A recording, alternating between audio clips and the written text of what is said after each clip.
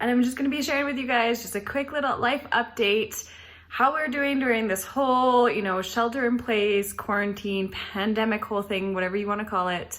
And also I wanted to fill you guys in on how we're doing with Cohen's speech therapy and how that is, happening during all of this crazy time. And of course, I always want to provide value in my videos. So I'm going to provide you guys with 3 tips that I know have personally helped me to kind of cope and manage during this time. So stick around to the end of the video for those. And here we go.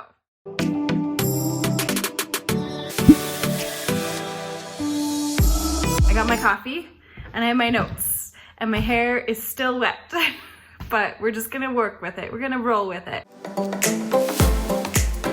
And now I have nowhere to put my coffee, so it's gonna have to go on the floor here. Hey everyone, welcome to A Mom for Every Season, helping you live your most heart-centered and empowered motherhood and life, and where you can find all things conscious parenting, mindful motherhood, and conscious living. So if any of that interests you and you are brand new, make sure you hit that subscribe button and that notification bell so you don't miss any future videos. And with further ado, that doesn't make sense, let's get on with this video.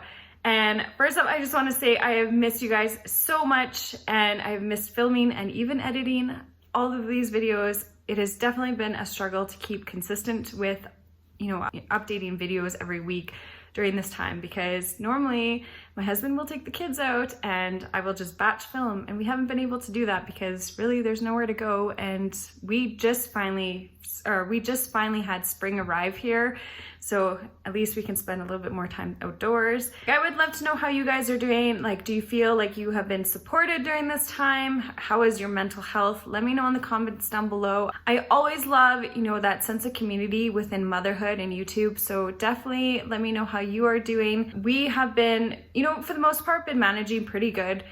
Of course, there has, been a little bit more struggles here and there. I think when this initially started and, schools were shut down and all of that, I really felt this pressure and obviously this extra load on my shoulders. And I'm not sure if you guys felt this as well, but let me know in the comments down below. Either give me a thumbs up emoji or a hands up emoji if you can relate to this. But I definitely initially went into this whole thing with okay, I have all this time, I'm going to organize the house and I'm going to declutter it, and I have to get my daughter and my other 2 kids under a routine because we have to make sure we're doing schoolwork. And I was looking up different things for school and arts and crafts and just all this other stuff to fill in this time, and lately, I've just really kind of let that all go. I've lowered my expectations, and in order to kind of manage this, extra load on our shoulders, I've really had to just let it all go. I really like routines, but at the same time, I'm really loving the Waldorf style, daily rhythms. So we've been just trying to follow that a little bit more. I've shared that a little bit more on my Instagram if you guys want to check that out. But I love that it's not strictly rigid and it's just more flowing, and it's all about taking, deep breaths in and deep breaths out to your day. So there's going to be moments where your activities are going to be more about kind of that breathing in quality of life, where you are, just sitting in quiet or, reading a book with your kids. And then there's going to be more active ones where it's more of an exhalation, where you are being a little bit more active and playing games and doing crafts and stuff like that. And we're in Canada here, and our province has, started to slowly open back up. But I'd love to know, are you guys able to go to businesses now? Has your state or province opened back up? I know we've kind of just slowly started seeing family, extended family again. And then I've seen my really close friend as well, which has definitely helped for sure. And for Cohen's speech update, obviously there have been significant changes in how, his programming is working for speech therapy. Prior to all of this, he had 4 times a week, he would have an education aide that would come and work with him either at preschool twice a week or at home or just out and about in the neighborhood. And we obviously can't do that right now. So for the most part, it's moved online, and really we aren't able to do 4 times a week. It's just not possible. He has been doing once a week. He will do a Zoom call with his education aide, and it's usually only about half an hour. That's all his attention span will last. So a lot of it has just been me working with him at home. And again, mainly for him, it's just articulations of the sound. So he is speaking lots, he's talking a ton, which is like so exciting. And I'm super proud of him. And we are just working on very particular sounds that he can't quite pronounce yet. So again, he says he can't quite pronounce like C words. So instead of cat, it is like he'll almost drop the C completely, and it's at, or what else? We're also working with his pronunciation of F sounds. So this one is like, he'll say, again, he kind of almost drops the sound. Like if he's saying fox, he kind of goes like, he doesn't quite say this sound. So we are working with C, S, F, and P, I believe are the words that we're kind of really trying to get his pronunciation, articulations of those sounds. So just practicing, like for S, we say it's like a snake sound, and he has this kind of just memory thing where he moves it down his arm. So snake. Like for F, it's always like using your bunny teeth, like fox, and just really overpronouncing it. And just our job as parents, and I'm not holding myself with too much pressure or too much of a load. I'm not doing any really extra activities. Like he's getting a ton of extra play with his older sister now that she's home. So all that I am working on is just that if I say those words, I'm modeling how he can say it for himself. So just making those extra, like just really elongating the words.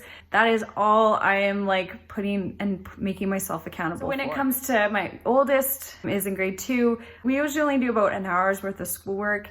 And that is all. I'm just like releasing all the pressure and the load of that. I am not going to be like, okay, I have to do all these extra things with her. It's pretty much just, we're doing a little bit of reading, a little bit of math. Maybe we'll do an odd science experiment here and there. But again, I'm just, going with the flow, releasing the pressure and releasing the mom guilt and all of that stuff. So if you're, struggling with that, I highly encourage you just to like drop the mom guilt and drop the expectations and just let it go, kind of just go with the flow sometimes, because it's all going to work out, and we're exactly where we're meant to be right now. To end this video, my 3 tips on how to manage this crazy time is number 1, get outdoors, just move your body, go for a walk, just explore outside and get outdoors as much as you possibly can. And of course, as much as you are allowed to. Like I'm pretty sure most states, provinces are opened now, especially for outdoors. I don't believe beaches are closed, but maybe I'm wrong. Maybe let me know. I don't know. But get outside. There's just so many benefits to getting outdoors, even when you don't feel like it. I know last year I got stuck in this whole, like, I didn't want to put in the effort to get my kids dressed, especially during the winter, and get out the doors. And I get so much grumbling and flack, especially from my oldest, because she doesn't like going outside. But this year I made a habit that every day we go outside regardless of the weather. I mean, obviously if it was like minus 35, we wouldn't be going out, or even minus 20. I personally go out, but I don't bring my kids. And this has, I think, had the most impact on my mental health. You get that vitamin D, you get those endorphins going, all of that, research has shown that all of that benefits us. Okay, number 2, I've already mentioned this one before, is just releasing that mom guilt. Dropping those expectations. So again, I mentioned this in the speech therapy part, like I'm not doing anything extra. I'm releasing all those expectations that I need to do all of these things and do it all. And you know what? My house is a mess, and I'm okay with that. My house is a mess. You can even look behind me right now. There's like, okay, you can't quite see, but there's just stuff everywhere. I've released. Of course, I like a tidy house, and the kitchen's a whole nother story. But I've just released the expectations that I have to have this spick and span and clean house. It's just not gonna happen right now. My own self-care and my own priorities, my own dreams, my own goals, and my children, connecting with my children and my presence with them during this time is so much more important than having a clean house. So no, I did not organize my house. I did not declutter, and I've just chosen to let that go. Release that, I guess, the shame and the guilt that surrounds a lot of the pressures that we have to be doing it all. And number 3 is affirmations and mindset. These have helped my anxiety when I had postpartum anxiety, and I've shared some of these examples on my Instagram. I share every Monday an affirmation or a mantra for moms, and these just help ground me, and they make such an impact in your mindset. So just saying, so at the beginning when I kind of was really, in the fearful space of this whole pandemic, I would say that I am safe. My family is safe. I have more than enough capabilities to entertain and teach my children during this time. I am capable of this. I am strong. Or I have enough resources to get through this. If you are feeling fear or feeling overwhelmed, then try and flip that. Affirmations and mindset work and gratitude, all of that helps, rewire your brain to focus on how you want to feel or what you want instead of focusing on the fear or focusing on the overwhelm or anxiety, all of that.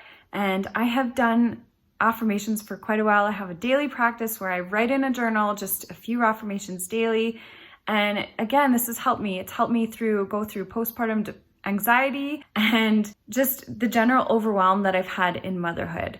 Because when you're sitting there focusing on, oh my gosh, my house is so messy, the kids aren't behaving, and all of these things, like it can pile up. And again, just feed that overwhelm and feed that fear. I use affirmations to kind of ground me back down. That's it for now. Just again, quick life update and speech therapy update. But let me know again how you guys are doing. I'd love to know in the comments down below. And if you like this video, make sure you give it a thumbs up. And that is it for now. Bye for now.